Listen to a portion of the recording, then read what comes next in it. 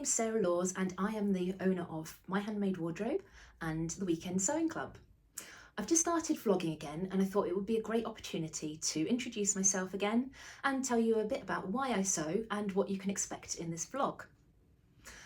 So my sewing journey started when I was quite young. I was 10 and my mum taught me to sew, and basically I used to produce a book of designs which I would then ask her to make for me.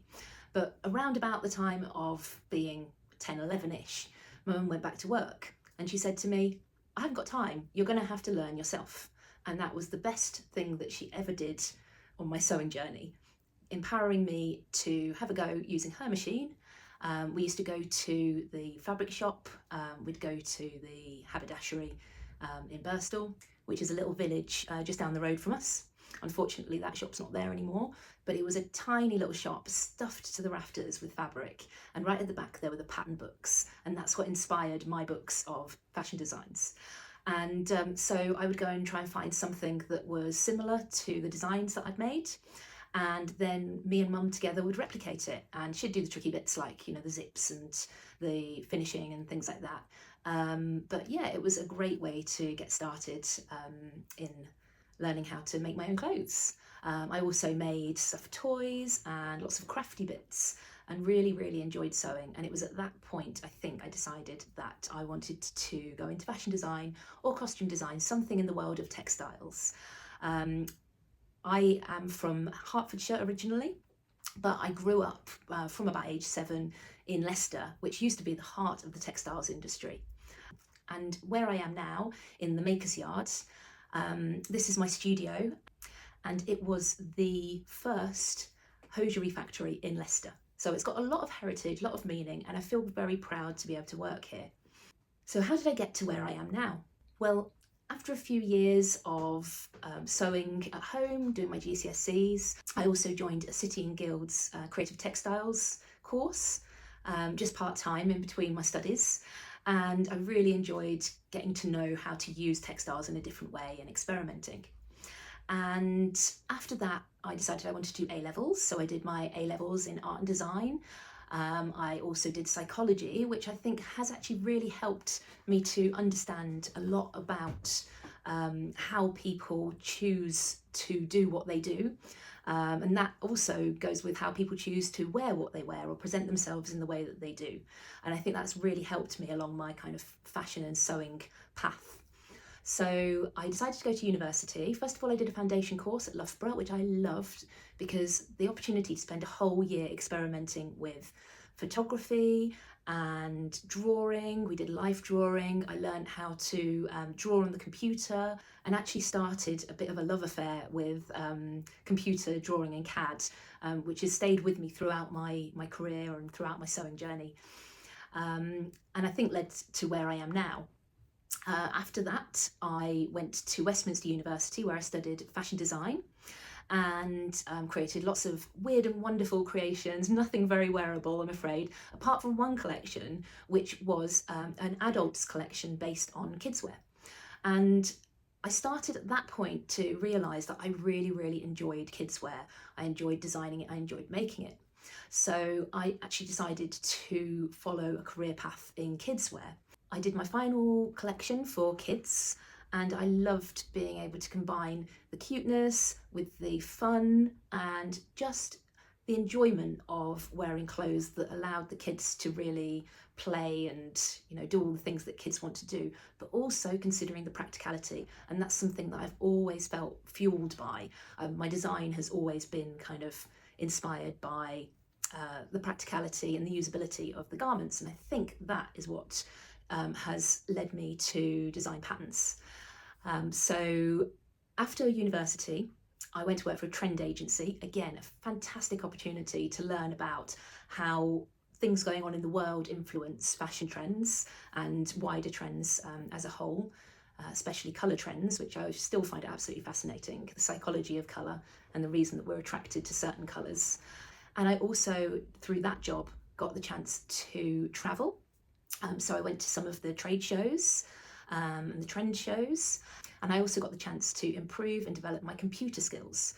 So that's where I learned to use Adobe Illustrator, which I now use to make my patterns. And yeah, it was a really, really great start. So after that, I had a short stint at Gap. I got a job in Debenhams working as an assistant designer on the ladies' wear range when I was there for a year and a half. And then I decided that my time had come with London. I wasn't enjoying my time there as much as I had been, and I was running out of money, and I wanted to start saving for the future.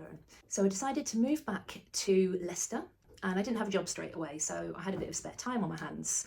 I really wanted to connect with people who enjoyed sewing and making and crafting. It was something that I had done all the way through my career in fashion.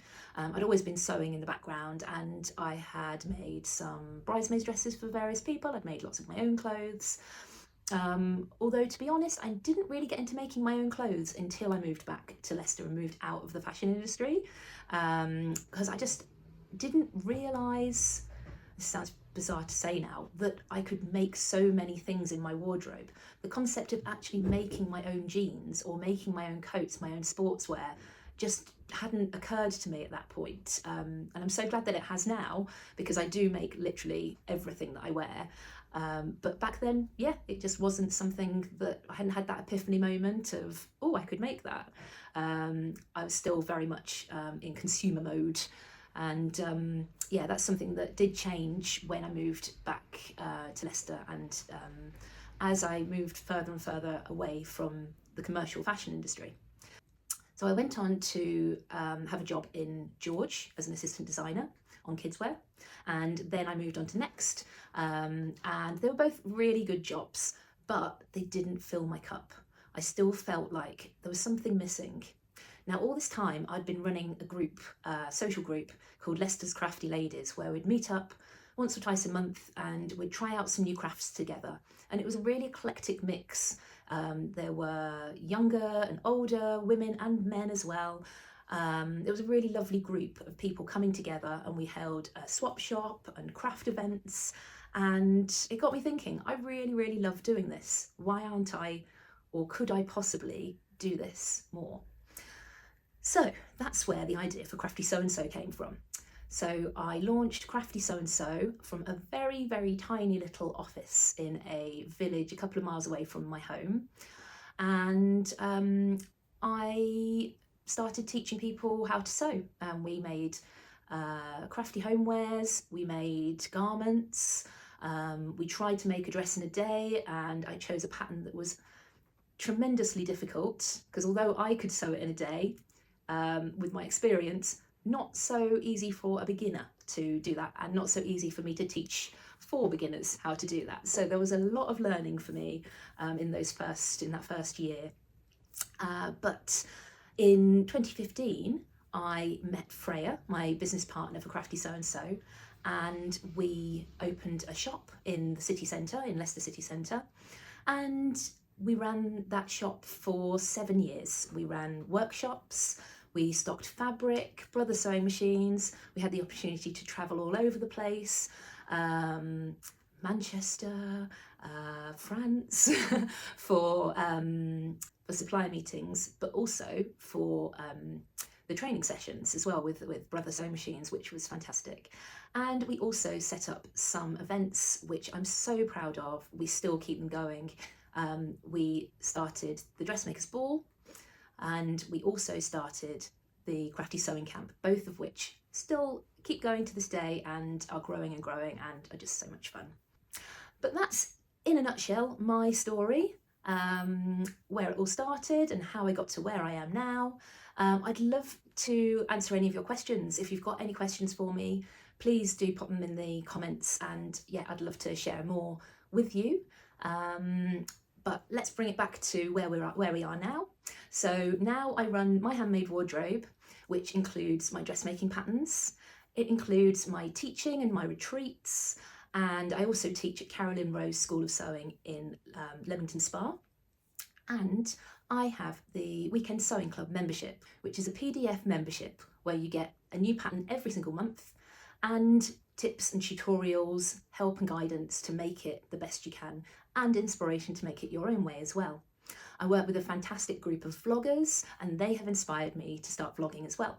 So I do hope that you enjoy the vlogs that I put out. I would love to hear from you whether you are enjoying hearing about a bit of my background, or whether you want to hear more about the kind of things that I'm sewing now.